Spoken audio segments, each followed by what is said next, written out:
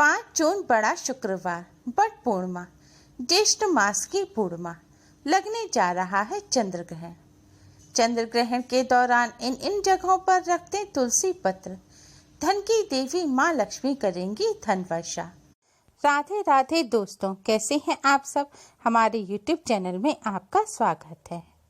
दोस्तों, ग्रहण से पहले घर में इन जगहों पर तुलसी के पत्ते रखने से सभी मनोकामनाएं पूर्ण होती हैं।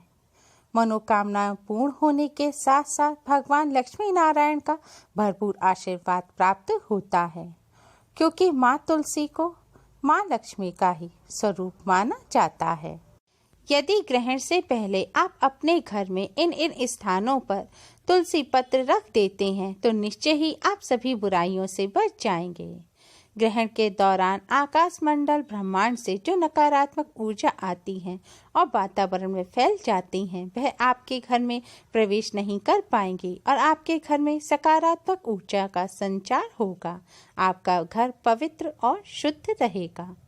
और जिस घर में सकारात्मक ऊर्जा का वास होता है, वहाँ स्वयं महालक्ष्मी कुबेर देव के साथ आती हैं और उस घर में स्थायी वास करती हैं। आज हम आपको जो स्थान बताने जा रहे हैं, उन स्थानों पर आपको तुलसी पत्र अवश्य ही रखना चाहिए। दोस्तों, साल 2020 का पहला चंद्र ग्रहण 10 जनवरी को लगा था और अब दूसरा चंद्र ग्रहण 5 जून को लगने जा रहा है। जून में ही 21 तारीख को सूर्य ग्रहण भी लगेगा। खास बात यह है कि ये दोनों ही ग्रहण भारत में दिखाई देंगे। 5 जून को लगने वाला चंद्र ग्रहण भी भारत में दिखाई देगा। यह चंद्र ग्रहण एक उपछाया चंद्र ग्रहण होगा, जिसकी शुरुआत 5 जून की रात 11:16 पर हो जाएगी और इसकी समाप्ति 6 जून की देर रात 2:32 पर होगी। ग्रहण रात 12:54 पर अपने अधिकतम प्रभाव में होगा।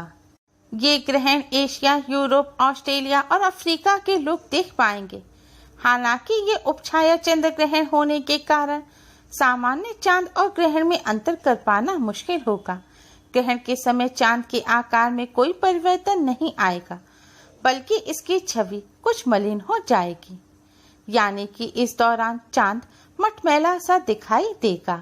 पूर्ण और आंशिक चंद्र ग्रहण की तरह ही उपछाया चंद्र ग्रहण में भी सावधानी बरतनी विशेष आवश्यक है। इस चंद्र ग्रहण में खासकर महिलाओं, वृद्धजनों और बीमार व्यक्तियों को सावधानी बरतनी चाहिए। चंद्र ग्रहण के सूतक 9 घंटा पूर्व ही लग जाते हैं, लेकिन उपछाया चंद्र ग्रहण के सूतक गर्भवती महिलाओं, बीमार व्यक्तियों और वृद्धजनों के लिए ही मान्य होते हैं। ग्रहण और सूतक काल के दौरान कोई भी शुभ कार्य ना करें, मूर्ति पूजन या मूर्ति दर्शन ना करें, अपने मंदिर को बंद रखें। लेकिन ग्रहण के समय मंत्रों का जाप करना बहुत ही शुभ माना जाता है। इस समय आप अपने इष्ट के मंत्र का या गुरु मंत्र का जाप कर सकते हैं, या हनुमान चालीसा का या दुर्गा सप्तशती का भी पाठ कर सकते हैं। ग्रहण के समय ओम नमो भगवते वासुदेवाय मंत्र का जाप करना, गायत्री मंत्र और महामृत्युंजय मंत्र का जाप करना सबसे ज्यादा शुभ माना जाता है। ग्रहण समाप्त होने के बाद स्नान करके दान करना सबसे ज्यादा शुभ माना जाता है। अगर आप माँ लक्ष्मी जी को प्रसन्न करना चाहते हैं, भगवान कुबेर का आशीर्वाद प्राप्त करना चाहते हैं, तो आप ग्रहण के सूतक लगने से पहले अपने घर में इन जगहों पर तुलसी पत्र अवश्य रखें। सबसे पहले तुलसी पत्र आपको अपने भोजन कक्ष में रखना चाहिए। पके हुए अन्न में तो तुलसी दल अनिवार्य रूप से रखना चाहिए। कच्चे भोजन में भी आप तुलसी पत्र रख सकते हैं। ग्रहण काल के दौरान कई सूक्ष्म जीवाणु उत्पन्न हो जाते हैं और नकारात्मक ऊर्जा बहुत बढ़ जाती है। उससे भोजन दूषित हो जाता है। अगर आप ऐसे भोजन को करेंगे तो इससे आपके सेहत को नुकसान होगा। सेहत की दृष्टि से तो ये भोजन करना नुकसानदेह होता ही है। धार्मिक दृष्टि से भी ये भोजन करना नुकसानदेह होता है।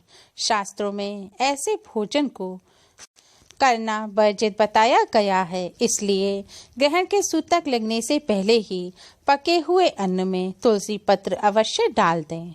तुलसी पत्र भोजन में डालने से भोजन में कोई भी विषाक्त जीवाणु उत्पन्न नहीं हो पाएंगे और न ही नकारात्मक ऊर्जा का भोजन पर कोई प्रभाव होगा। बिना तुलसी पत्र का भोजन आपके लिए उपयोगी नहीं रहेगा, इसलिए पके हुए अन्न में और कच्चे अन्न में भी हो सके तो तुलसी पत्र अवश्य डालें।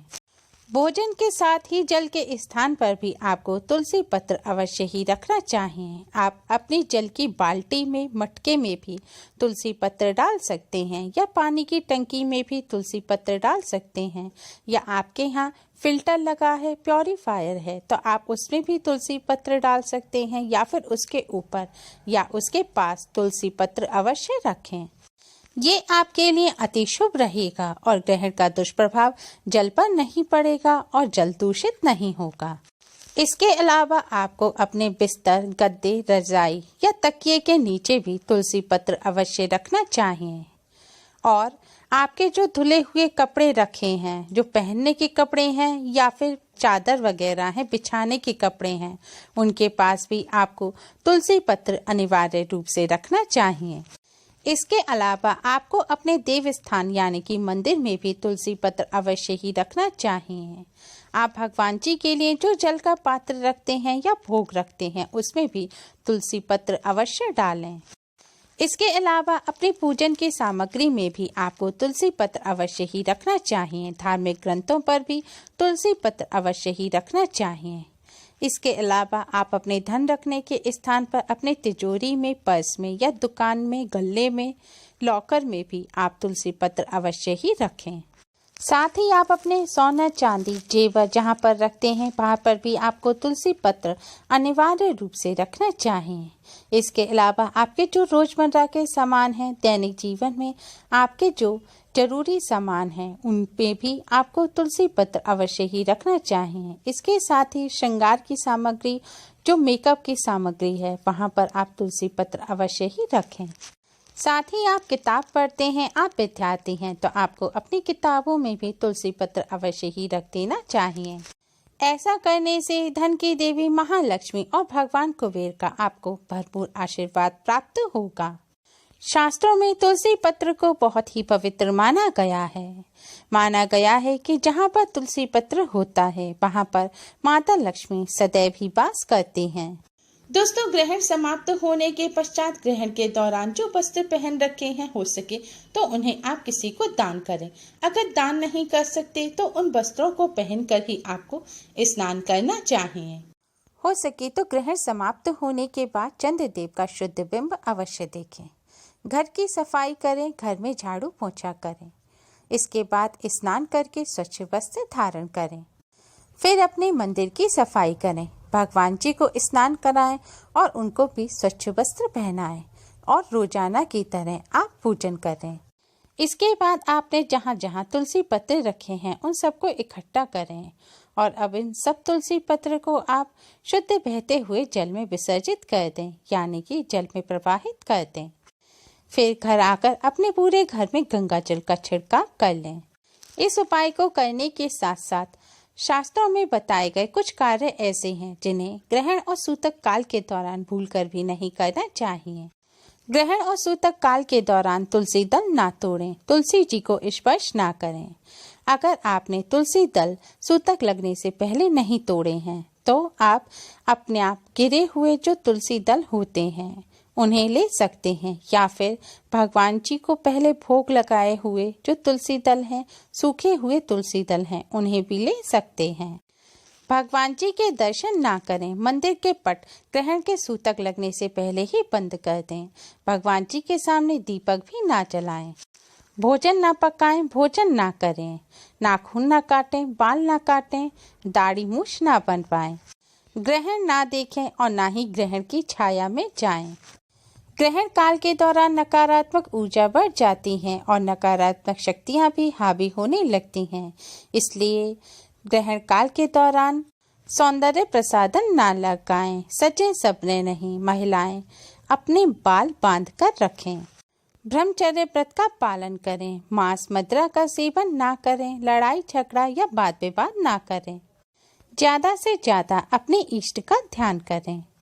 दोस्तों, अगर आप ये सब सावधानी बरतेंगे और तुलसी दल से ये कार्य करेंगे तो निश्चय ही आपके घर में सुख शांति और समृद्धि बनी रहेगी और भगवान लक्ष्मी नारायण की भरपूर कृपा आप पर बनी रहेगी। उम्मीद है आपको हमारी ये वीडियो पसंद आई होगी। प्लीज़ लाइक करें, शेयर करें। हमारी और भी वीडियोस के लिए हमारे चैनल को सब्सक्राइब करना ना भूलें। Thanks for watching. Radhe Radhe.